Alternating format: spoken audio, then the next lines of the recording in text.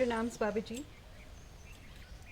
Baba, I would like to ask a few questions regarding Jangama Dhyana. First, what is the Jangama, and why you call it a Jangama Dhyana? Uh, Swamiji, one day when he was walking on the balcony of Dehradun Ashram, almost midnight, 1:30, then I was alone, and suddenly he asked, shall we call our dhyana as the Jangama Dhyana? Then he said, in that form only, Lord Shiva came to me from a fruit with Omkara Dhvani, which took shape of a shivaling, and that broke into two pieces and fell down. Then I saw this Jangama Deva. That's how I used to call. In that area, they were the Shaivites, like the Shiva worshippers. They used to have in their neck a chain and a Shivalingam. So they were recognized as Jangama Deva. Further, Swamiji explained to me, Jangama means eternal.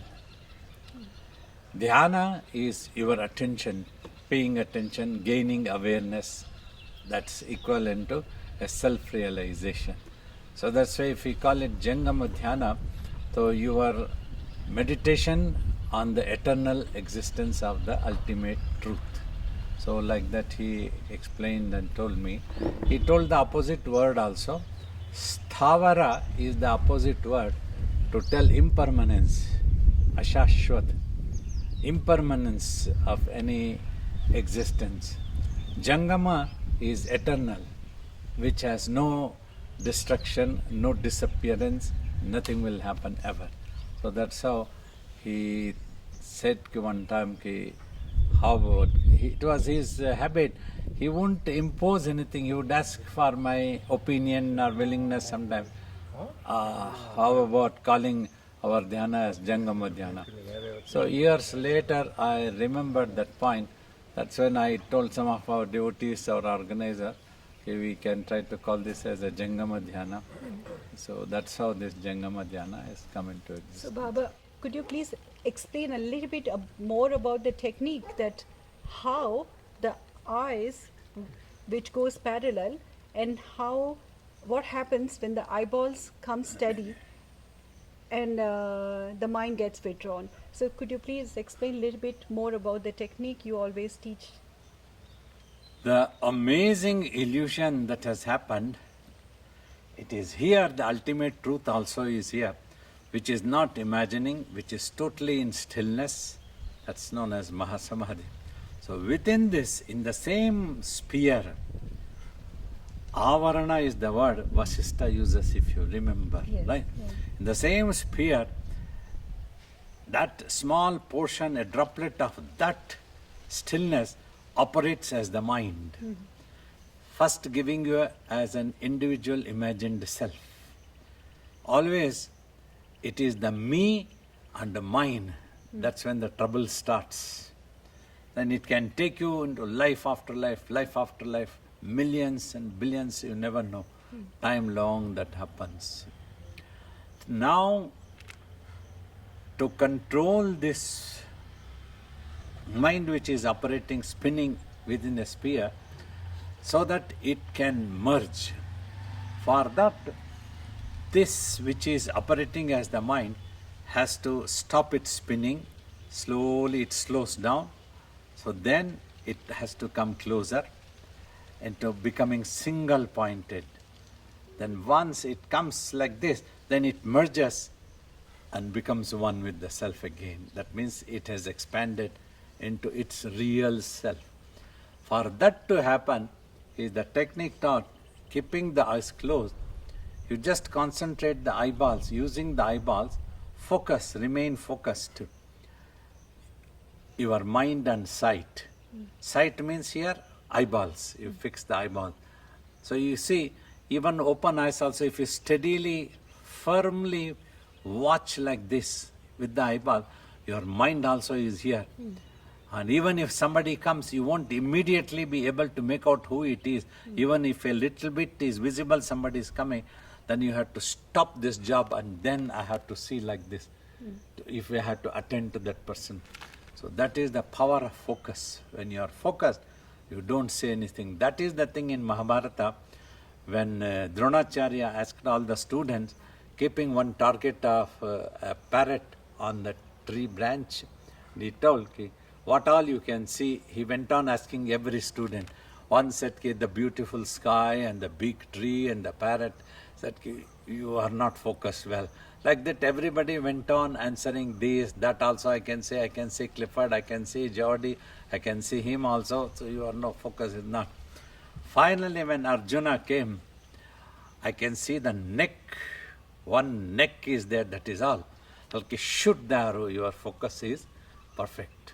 Dronacharya says, that focus is what here we are trying to teach you. First, that is why no target is given. You don't have to bother what is it that you have to watch. When I have not told you what is it that you have to watch, so why should you bother what is it that you have to watch? The master has told me to watch, so I am just watching. But Swamiji, many times when people ask him questions, why did you do this one? Why did you do 1 year tapas? He simply used to tell, my Dhyana Guru told me this to do and I did it. And that was the childhood innocent faith. He was 14 years old. When the Jangama sage asked, watch in between eyebrows by focusing your mind and sight. And he said, don't repeat anything. He did not repeat. And don't imagine anything.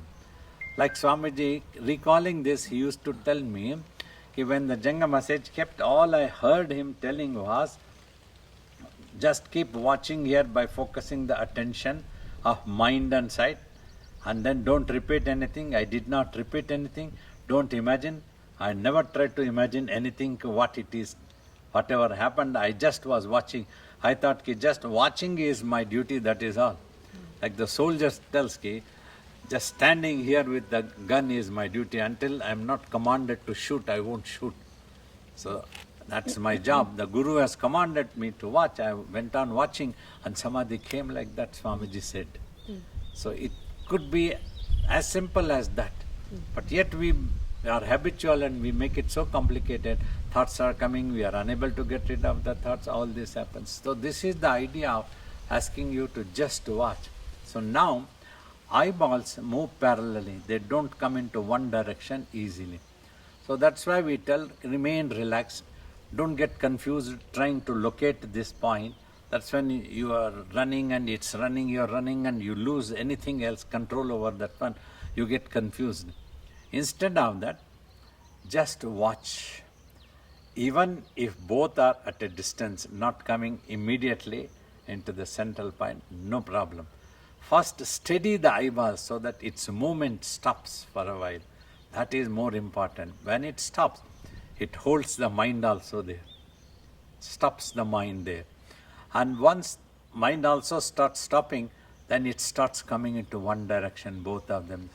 So this takes time and requires enormous patience of yours. That patience is what is known as meditation. That patience is what is known as tapas. Your ability to keep quiet. Then it comes slowly, comes. So like when the eyeballs are in a distance, the vision also is in a distance for you. As they start coming closer, the vision starts coming closer and closer. Sometimes I have mentioned, though, when a road is mentioned as a painted or a drawn, this point where it comes, a vanishing point is known as. After that, you don't get to see the road further. So as long as your vision goes, you can see. This is known as the vanishing point. We were told by our teacher sometime. That's what I remember. So like that, that vision is there. But as your eyeballs coming, that starts coming closer. This vanishing point comes closer, closer. That means your mind also is coming closer. So when you gain the ability that you are able to hold on to that, in this meanwhile, millions of thoughts come to disturb you enough. So the moment you recognize the thought as a good or a bad, a happy or unhappy, you do the first mistake and then you end up analyzing and making a judgment and you are gone. So you miss the eyeballs and the mind goes somewhere else. And suddenly you will regain, oh, I was supposed to be meditating here, where am I going, what am I doing, that type of thing happens. So that's what first instance itself you have to avoid. In the advertisements about drugs and drug addicts, they say, say no first time. Second time say no, third time say no, at all times say no. Never even try to taste it for a while. You are gone, you can get carried away. This is such an intoxicating, analyzing the thoughts, recognizing the thoughts, knowing this world and trying to analyze can be very intoxicating. Once you get involved, you don't like to give it up. So that's what happens. So that's what you have to maintain. Quietness, your ability to keep quiet. Then it comes. As when it comes closer, then that means it is purified. Then it starts merging with the self. So until it comes here is your effort. You put an effort with all the, you require the patience. After that, it's automatic divine activity. Just like until you press the accelerator, start the engine and press the accelerator, it is your effort. Once you press, the vehicle moving is automatic, that type. So then it merger happens. So this stage is what that you meditate and rise to the level of tapas and patience. During this time, enormous tests happen. So that's what, to test your ability to remain patient. This patience you practice when in the services of the Master, you are able to bear with humiliations, and you don't exercise any ego, don't bother to analyze anything, why the Master has asked me to do this thing. You are happy even if you have to be dusting and mopping, you never think, this is all I have to do. So this is what is needed to do, so that you could lose ego, we were discussing in the morning also. So this is the important factor. If everybody can understand, then the actual technological meditation progresses, smoothly happens, then results come, the peace descends. So this is what has to happen. Baba, you explained very nicely that the watching, how the one has to watch, and during the watching should not think. Baba, Swamiji definitely was a superhuman. In one command, he went into the samadhi. But someone like very ordinary person, the first beginning, when they get initiated or when they start the practice, even though they try to watch, but they don't have the understanding that the watching and thinking are two different aspects. Watching is different and thinking is different, and they get carried away. So what is the secret? How you will say that, when you start for a beginner, suppose I'm a beginner and I'm just sitting, what is the secret that I should not get involved into the thoughts, first of all? See, of the 4 sentences that are instructed, sitting in any comfortable posture, gently close your eyes, keeping the eyes closed, concentrate your mind and sight and just keep watching in between eyebrows. Don't repeat anything. If you repeat anything, your attention gets disturbed, means divided. You have to concentrate on the mantra, on the japa also, you have to concentrate here. So that needs to be avoided. Single-pointedly you are focused only on one thing, not 2 things. That's why no mantra is needed. Don't repeat anything. Third one is more important. Do not imagine about anything. So you have to understand this sentence. Do not imagine about anything means you sit, you open the eyes. Do not imagine about anybody, anything of what it is. That's what the mind starts thinking. What is this? Why is this? How is this? These are the things that come. So you must restrain yourself and keep quiet, not analyze, not bother. That is the important. Once you understand this, you don't bother, anything happens. If it appears, it's not your job to know what it is. You are not asked to, there is no such instruction. Any visions that happen, you try to analyze first and research and try to know. That means 100,000 life cycles you will never know. the self. So it is said, do not imagine about anything. Repeatedly, when you go back also, remember this. This should ring in your ears, what Baba said. Do not imagine about anything during meditation. People don't pay attention now. For this purpose, in our culture, first step, a guru-disciple relationship is taught and recommended. It is taught to us that the guru is equivalent to divine. First thing, why? It is expected if you ever come across God, it should be awesome for you and reverentially you surrender immediately. You don't bother anything else. And nothing else is important in front of God if it happens. Means that much of priority you give to the Guru when you go to learn from the Guru. That's when you can obtain expertise in that. You will learn. Mean you'll pay attention when the master is talking. It's very seriousness. You don't think about anything. If you have that reverence to the master, you will pay attention. Otherwise, 100 people sitting, some are casual, some are thinking, when is he going to stop? I have to go home now. I need to drive. It's late for me. Another thinking, I don't know what he tells. How can we keep quiet without it? Analyzing like this. But if you have reverence, you will not dare take out a cigarette and smoke in front of the master, right? Something like that. When you have that respect, nobody will do that one. It's a wrong habit that we all consider such a thing like disrespectful. And if a call comes, at least you will say, sorry, let me take this call if it's very urgent.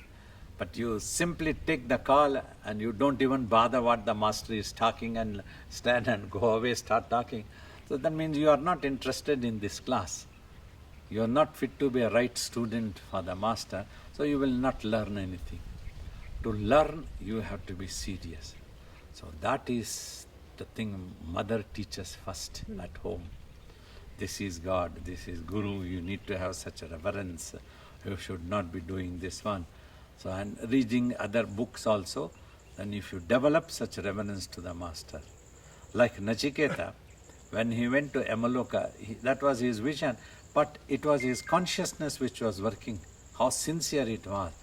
He thought, now I have been donated to Lord Yama by my father, I belong to Yama. I have no right to go away from here even if Yama has gone on a tour. I have to be waiting at his doors. That's my duty. He waited there.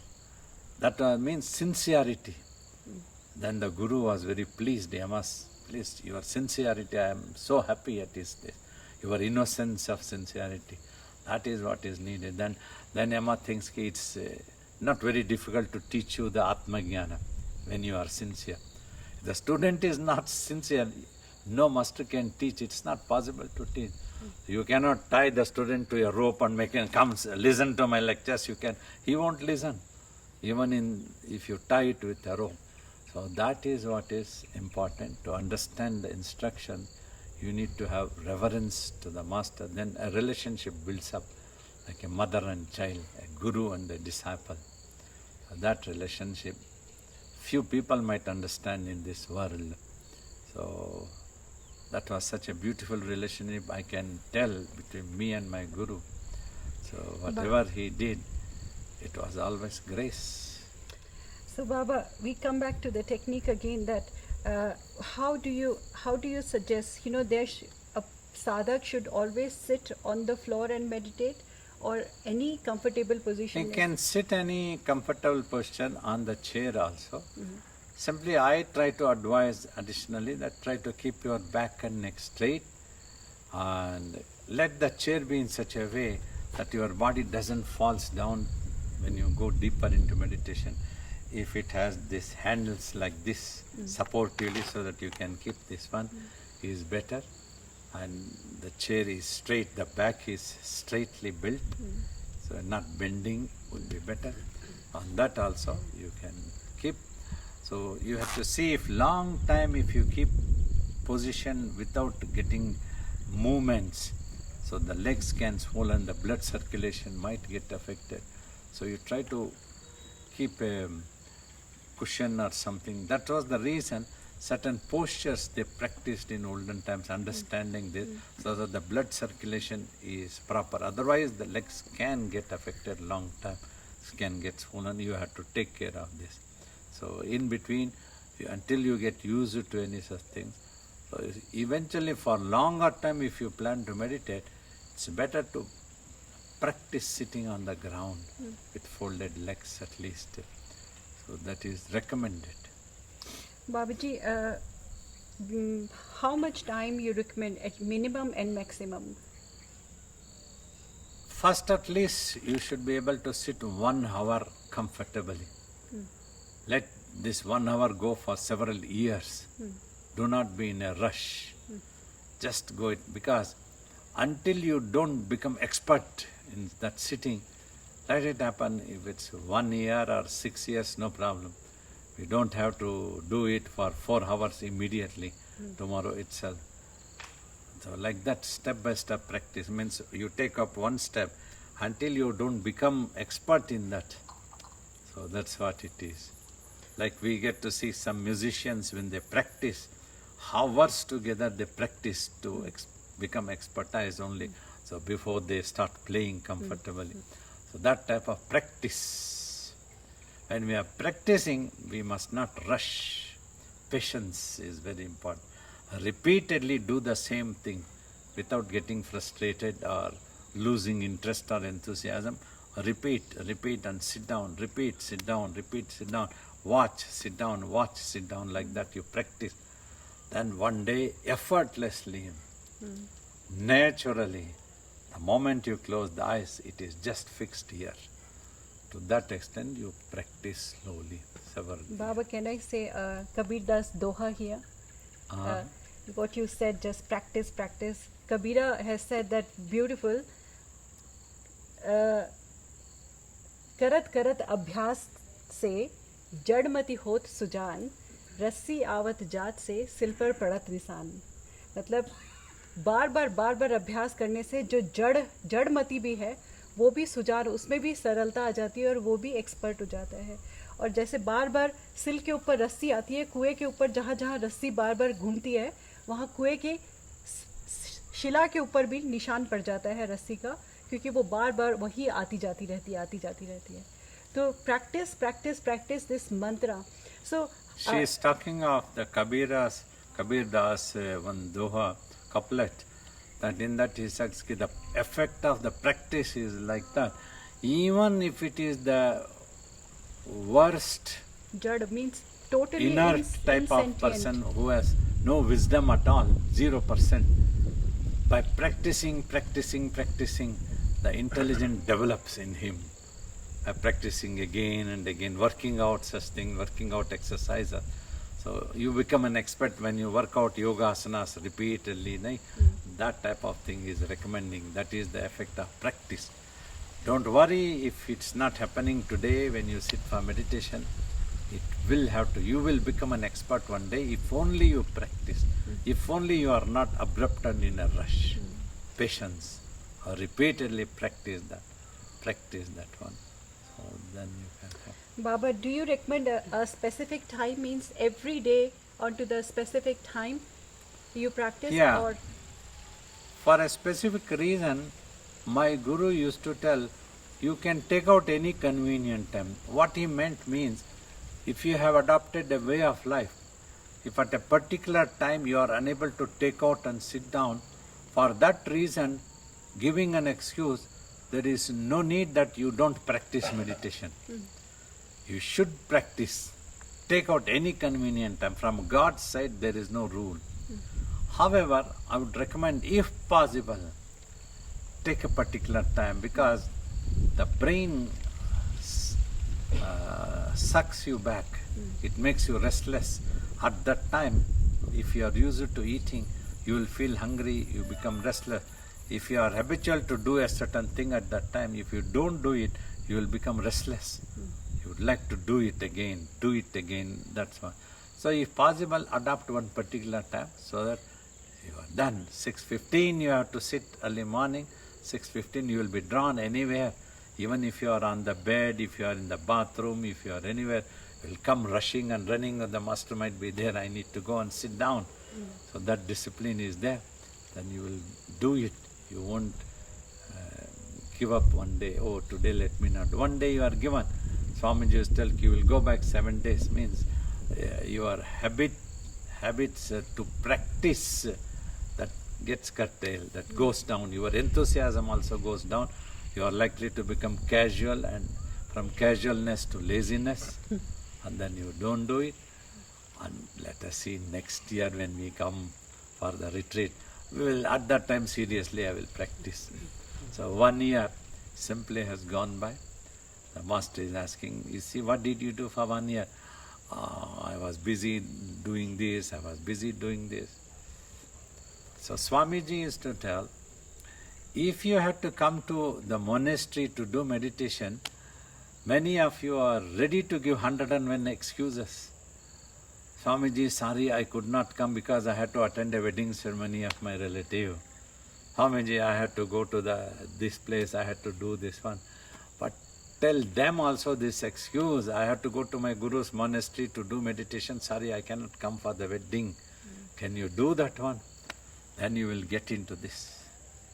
So that Baba, much of determination.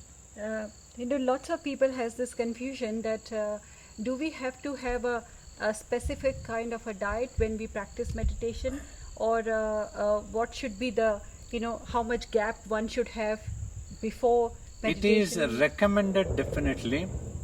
You have to become a doctor for yourself. Learn your systems, what suits, how much it suits.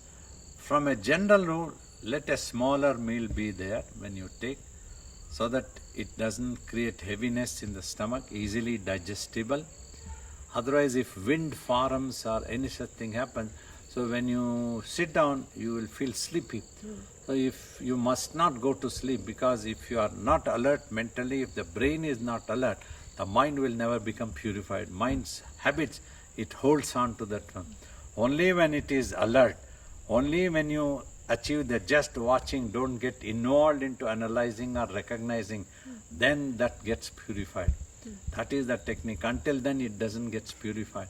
So if the sleep happens, it doesn't get purified, it will remain there. So that for that reason, taking care of the food intake is important. Try to take such things that easily digestible, no wind forms, no constipation happens, and these are all important things. Easily digest, learn these things, system that suits you. Smaller meals is of course recommended. Whenever you are hungry, you take a little bit, no problem. So otherwise, you don't have to sit and eat just for eating's sake. Baba, my last question is that for Swamiji and for you, this technique worked as a self-realization, as a Atma Jnani. Swamiji realized, you realize, and you always recommend to all of us to live in this world and constantly practice so that we can realize ourselves as a immortal being. But for an ordinary person who has no exposure to these kind of teachings before, and living as an ordinary human being in this world, what do you suggest for a everyday householder? So how much this meditation can bring change in their life? At least you need to understand, to achieve anything in this world, dedication is very important. If you are very well educated, you must remember you dedicated your time and energies to get educated academically. That's why you are educated. Otherwise, you wouldn't have been educated at all. Yes, Baba. In the same way, life can be the best teacher. If you are dedicated, you can learn. So dedication is important. Next is discipline. Whatever you want to do, if you discipline and if you have the patience, then you will understand the value of that one. Now, you have a mind. You are looking for peace. If you don't have peace, means you are not disciplined. That's why you don't have peace. Discipline means you are unable to restrain yourself, control yourself, you get carried away easily. All these things, anything can happen. So that's why it is necessary to be disciplined and having patience. So learn about mind. You have to look after yourself. Your physical health is, don't you all understand? It's how important it is, the physical health. And in the same way, mental health also, how important you have to understand. So it is through the mind only you can be either happy or unhappy. Either you can be a matured person or immature person. You can be an intelligent or you can be an idiot. Anything can happen. It's all your mind which makes you to do so, like that one. So learn something about the mind and practice control over your mind so that you are able to reason out and behave properly in this world, be a matured personality, and try to take out time to know the secrets of your own mind and yourself eventually. Then you can know yourself better, you will be a better person. So then you live in this world happily, always happily. Happiness is your existence right. You must know that one. If you are losing happiness, somewhere you are wrong. Yes, Baba. If you realize this one for everybody in the world, you will work out for that one. For that you have to work out. Nobody else can work out for your happiness. So we have to figure out that what is the cause of our unhappiness, and what is the why we are constantly in craving. Yes. Thank you, Baba, for this beautiful session about the Jangama Dhyana.